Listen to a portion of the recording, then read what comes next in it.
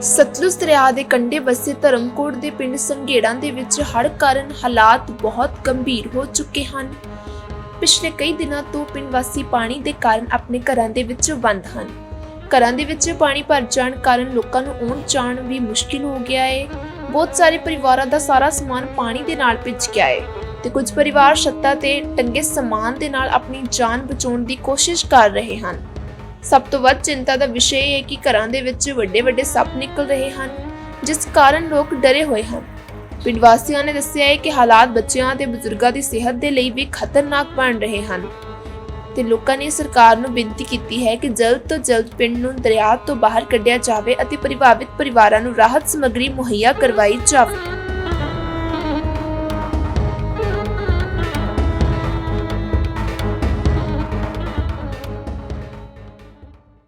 मेरा नाम ਸਰੂਪ ਸਿੰਘ ਆ ਜੀ।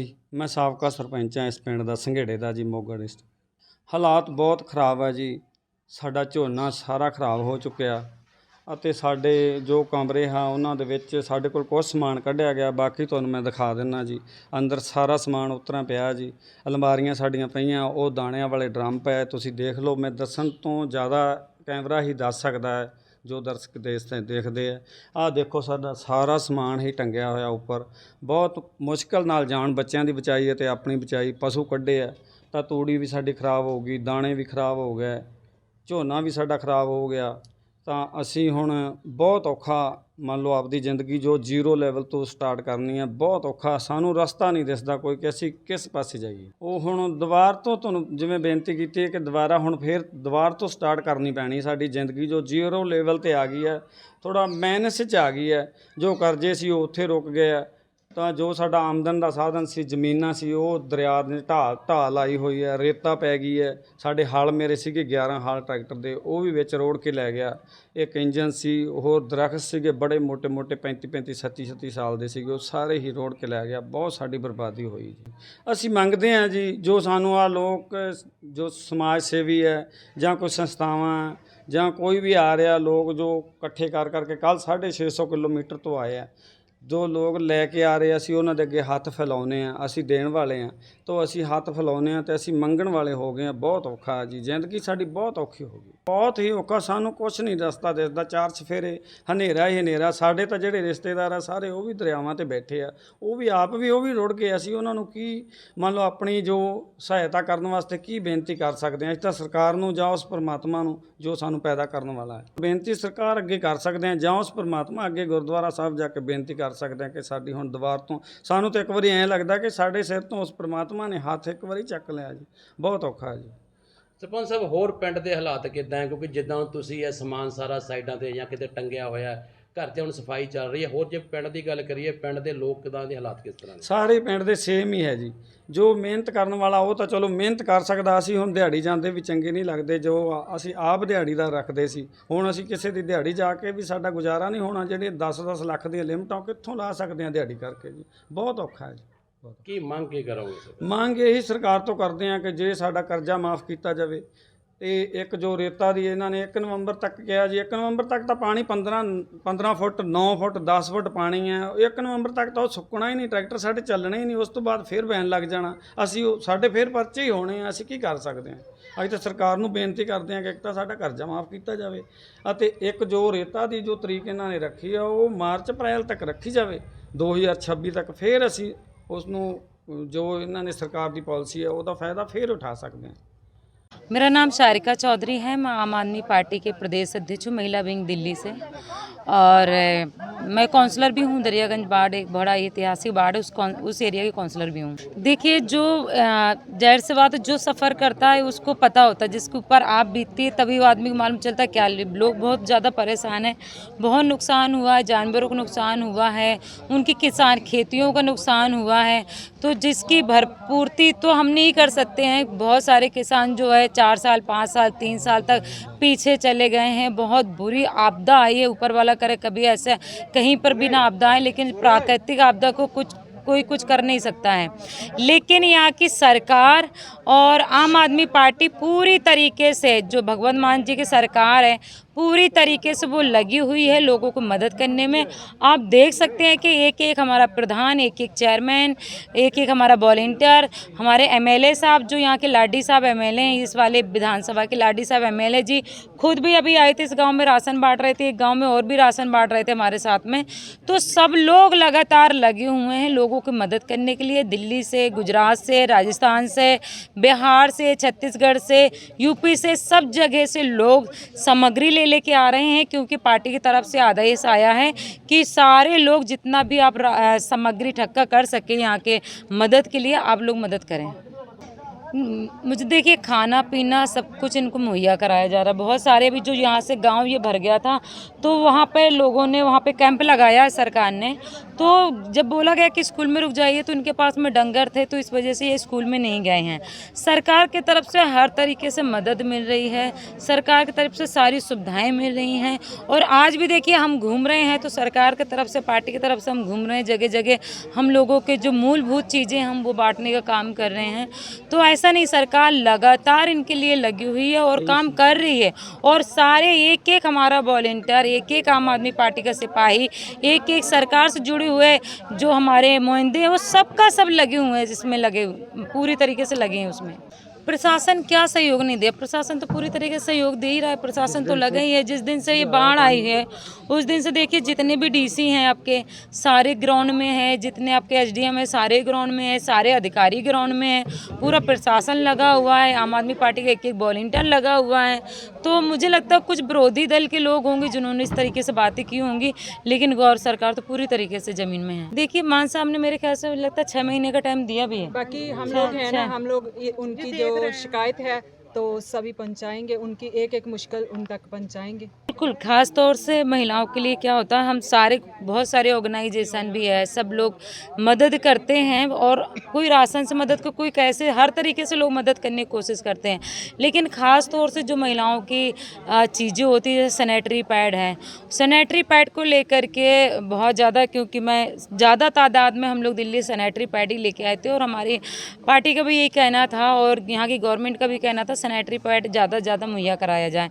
जैसे तिरपाल है, सैनिटरी पैड है, मच्छरदानी है और मॉस्किटो है, जो कि बरसात अभी पानी भरा हुआ तो कीड़े मतलब मच्छर काट रहे हैं, साबुन है, शैम्पू है, आपकी बहुत सारी क्रीम है, पाउडर है, और आपका आपका बॉडी लोशन है, अचार है, बहुत सारी ऐसी चीज़ें हैं जो कि हम लोग लेके आ रहे हैं। जो कि हमें पता है कि सिर्फ राशन से तो पेट तो भर सकता है, लेकिन और भी चीज़ें होती हैं जो उनको ज़रूरत है। तो हमने वो घर घर जाके हमने सैनिटरी पैड अभी दिया है महिलाओं को। आए थे तो ये वाले गाँव को, इस गाँव को दूसरी जगह ज़मीन दी गई है और उन गाँव को गवर्नमेंट खुद मतलब दूसरी जगह पे शिफ्ट करके मकान बना के और पाँच मोहल्ले, हाँ सॉरी मैं पंजाबी में, उसका प्लॉट इनको काट के दे रही है गवर्नमेंट। तो गांव वालों के लिए तो खड़ी है। नहीं, ऐसा नहीं है। अब देखिए, पहले की सरकार क्या कर रही थी नहीं मालूम है, लेकिन ये सरकार बहुत अच्छा काम कर रही है। क्योंकि देखिए, आम आदमी पार्टी की जो भी सरकार है, अगर आप दिल्ली की बात करें, मैं पंजाब की बात नहीं, मैं सिर्फ दिल्ली की अगर बात करूं, क्योंकि मैं दिल्ली से बिलोंग करती हूं, एक आम पब्लिक के लिए, एक गरीब के लिए, एक मीडियम क्लास के लिए आम आदमी पार्टी और आम आदमी पार्टी की सरकार बहुत अच्छा काम करती है। तो मान साहब की जो सरकार है, उनका बहुत ज़्यादा फोकस मीडियम क्लास में जो गरीब तबके के लोग हैं उन पर बहुत ज़्यादा शुरू से फोकस रहा है और रहेगा फोकस। हाँ देंगे, गवर्नमेंट अभी मान साहब सरकार ने बोला है कि हम उसको 6 महीने का भी हम टाइम देंगे और कोई ब्याज नहीं लगेगा। इतनी बड़ा मतलब उन्होंने एक अच्छा सा स्टेप वो लिया, कदम उठाया है।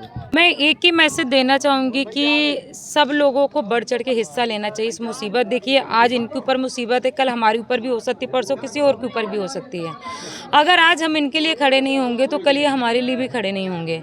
और पंजाब एक ऐसा राज्य है जो पूरे देश का अन्नदाता है और देश में जब भी कहीं पर मुसीबत आती है तो पंजाब के ही साथी खड़े होते हैं, चाहे वो लंगर से लेके हो, चाहे कपड़े से लेके हो, या किसी भी तरीके की मदद से लेकर हो, वो हमेशा पंजाब के लोग हमेशा मदद करते, किसी भी राज्य में विपदा आ जाए हमेशा हमेशा खड़े होते हैं। लेकिन मेरा यही कहना है कि देखिए, पंजाब के अन्नदाताओं के ऊपर आज मुसीबत के एक पहाड़ टूट गया है, और बहुत बड़ा पहाड़ टूटा है, जिसमें कई कई गांव, कई कई पूरे के पूरे खेत, ज़मीन सब कुछ ख़त्म हो गई है।